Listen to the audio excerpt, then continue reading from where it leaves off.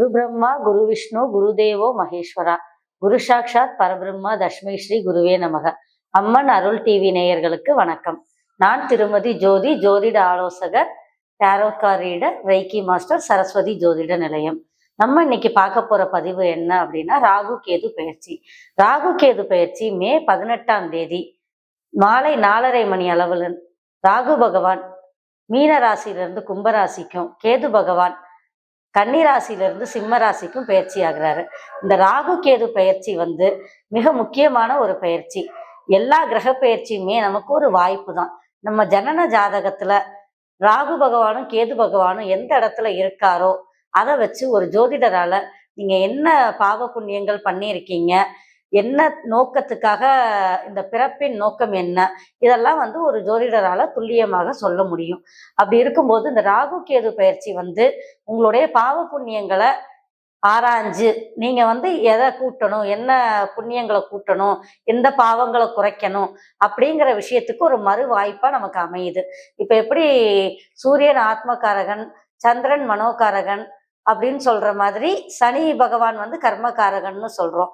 நம்ம செய்யக்கூடிய ஒரு தொழில், அதன் மூலமா வரக்கூடிய வருமானம் எப்படி குரு பகவான்னு சொல்றோமோ, அதன் மூலியமா கிடைக்கக்கூடிய சுகபோகங்கள் எப்படி சுக்க பகவானோட காரகத்துவம்னு சொல்றோமோ, அதே மாதிரி விசிபிள் கர்மாஸ் எல்லாமே ஒவ்வொரு கிரகங்களுடைய காரகத்துவமா இருக்குது.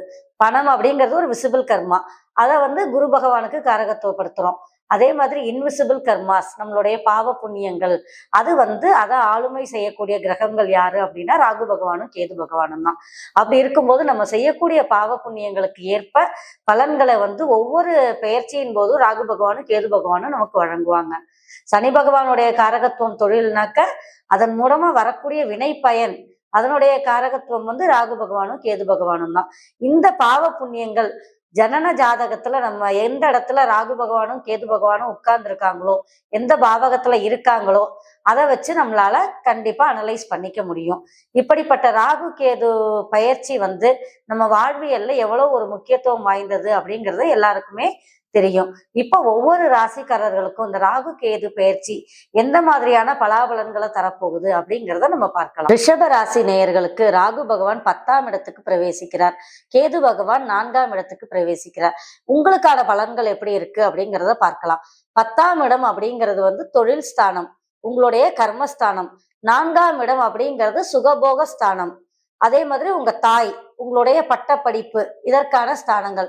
அப்படி இருக்கும்போது 10ஆம் இடத்துக்கு வரக்கூடிய ராகு பகவான், நீங்க ஒரு டெக்னாலஜி ஃபீல்ட்ல இருக்கீங்க, ஒரு ஐடி கம்பெனில இருக்கீங்க, ஒரு டெக்னிக்கலா இருக்கக்கூடிய வேலைகள்ல இருக்கீங்க, ஒரு ஆட்டோமொபைல் அந்த மாதிரியான ஒரு தொழில் பண்ணிட்டு இருக்கீங்க, இல்ல ஒரு ஐடி, நானே ஒரு ஐடி கன்சல்டன்சி வச்சு தொழில் பண்ணிட்டு இருக்கேன் அப்படின்னு இருக்கீங்க அப்படின்னா உங்களுடைய தொழில், உங்களுடைய வேலை எல்லாமே கண்டிப்பா பூமிங்கா இருக்கும். அதே மாதிரி கலைத்துறையினர், நான் ஒரு சினிமா ஃபீல்ட்ல இருக்கிறேன் அப்படின்னாலும், இல்லை நான் ஒரு பாட்டு தொழிலா பண்ணிட்டு இருக்கேன், மிருதங்கம் சொல்லி கொடுக்குறேன், ஆயக்கலைகள் 64 இருக்கு இல்லையா, அதுல ஒரு கலையை நான் தொழிலா எல்லாருக்கும் சொல்லி கொடுக்குறேன் அப்படிங்கிற மாதிரி இருந்தாலும் உங்களுடைய தொழில் நல்ல பூமிங் ஆகும், நல்ல வசதி வாய்ப்புகள் வரும், நிறைய பணவரவு இருக்கும், நிறைய கம்யூனிகேஷன், உங்களுக்கு தொடர்புகள் ஏற்படும். ஏன்னா தொழிலே ஒரு தொடர்பு தானே. அதுவும் ராகு பகவான் தொலை தொடர்புகளுக்கு ஒரு காரகத்துவ அதிபதியா இருக்காரு. அப்ப தொலை தொடர்பு ரீதியா, ஒரு கம்யூனிகேஷன் ரீதியா இருக்கிறீங்க, அந்த மாதிரி ஒரு தொழில் பண்ணிட்டு இருக்கீங்க, இல்ல அந்த மாதிரி நான் ஒரு வேலையில இருக்கேன், அது சார்ந்த ஒரு படிப்பை நான் படிக்கிறேன் அப்படின்னாலும் உங்களுக்கு கண்டிப்பா நல்ல வாய்ப்புகள், நற்பலன்கள் இருக்க போகுது. அப்ப ராகு பகவானும் கேது பகவானும் கெடுப்பாங்களே, எதை கெடுப்பாங்க அப்படின்னு பார்த்தா பேராசையை கொடுப்பார் ராகு பகவான். நீங்க ஒரு சின்ன சின்ன விஷயங்கள்ல ஈடுபட்டுக்கிட்டு இருப்பீங்க, ஒரு பெரிய விஷயத்த நோக்கி உங்களுக்கு வாய்ப்பை கொடுத்து உங்களுக்கு ஒரு பேராசையை உண்டு பண்ணுவார். அந்த இடத்துல ஒரு டிசிப்ளினை நீங்க மெயின்டைன் பண்ணிட்டீங்க.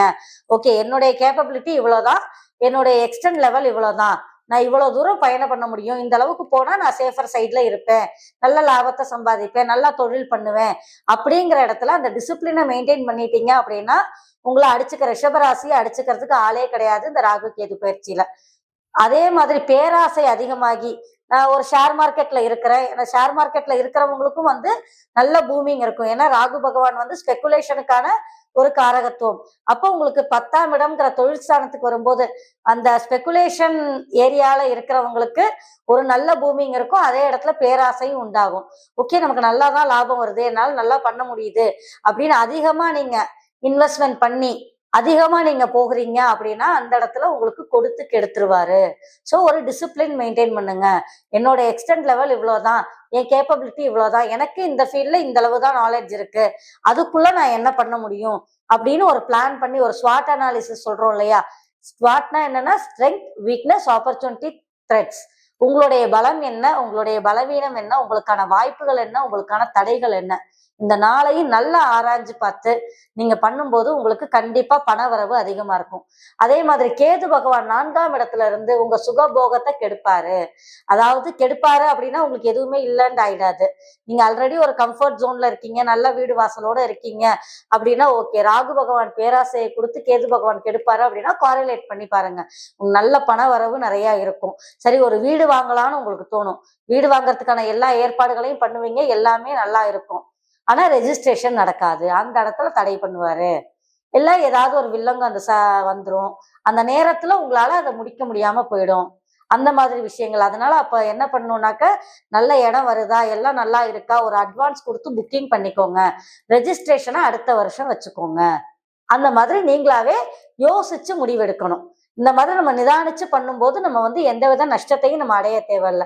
நம்ம ஜென்ம ஜாதகம்ங்கிறதே வந்து நம்ம வாழறதுக்கான ப்ளூ பிரிண்ட் தான். அப்படி இருக்கும்போது இந்த பயிற்சிகளுக்கான பொது பலன்கள்ங்கும் போது ஒரு அட்வைஸ் தான் இது.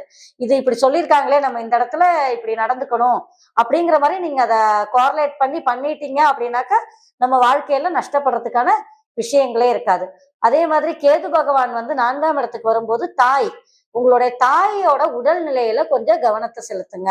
ஏதாவது சின்னதா ஒரு முடியலன்னு சொல்லிட்டாலும் உடனேவே அந்த இடத்துல அந்த ட்ரீட்மெண்ட்டை எடுத்துருங்க. அதே மாதிரி கேது பகவான் வந்து மாற்று மருத்துவத்திற்கான அதிபதி.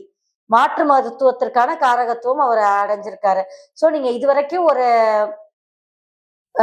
அலோபதியில ட்ரீட்மெண்ட் எடுத்துன்னு இருக்கீங்க அப்படின்னா அது சரியாகலை, உங்க அம்மாவுக்கு அது கரெக்டா வரல, நாங்களும் ஒரு 5 வருஷமா பண்ணிட்டு இருக்கோமா ஆனா எங்களுக்கு ஒன்றும் சரியா இல்லை அப்படின்னா ஆயுர்வேதிக், சித்தா, யுனானி அந்த மாதிரி ஒரு இயற்கை மருத்துவத்திற்கு நீங்க இந்த சமயத்துல ஷிஃப்ட் ஆகி பாருங்க.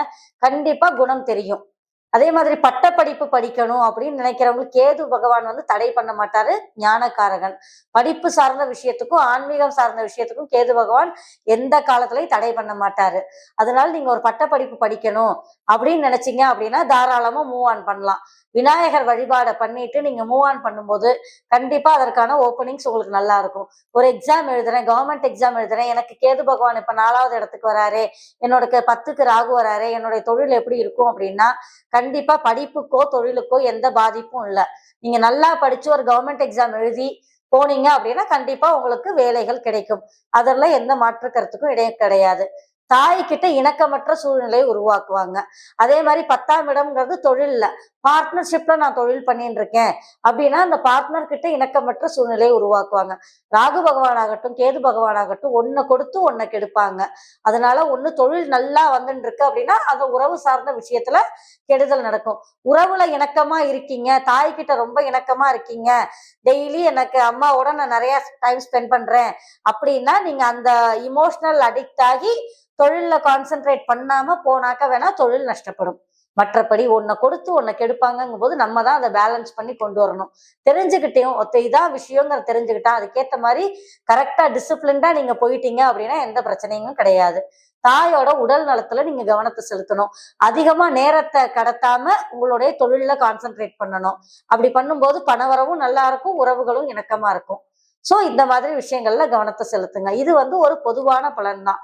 உங்களுடைய சுய ஜாதகத்துல என்ன பலன், ராகு பகவான் எங்க இருக்காரு, கேது பகவான் எங்க இருக்காரு, உங்களுக்கு இப்ப என்ன தசாபுத்தி நடக்குது, அதை பார்த்து எடுக்கக்கூடிய பலன் தான் வந்து அக்யூரேட்டா இருக்கும்.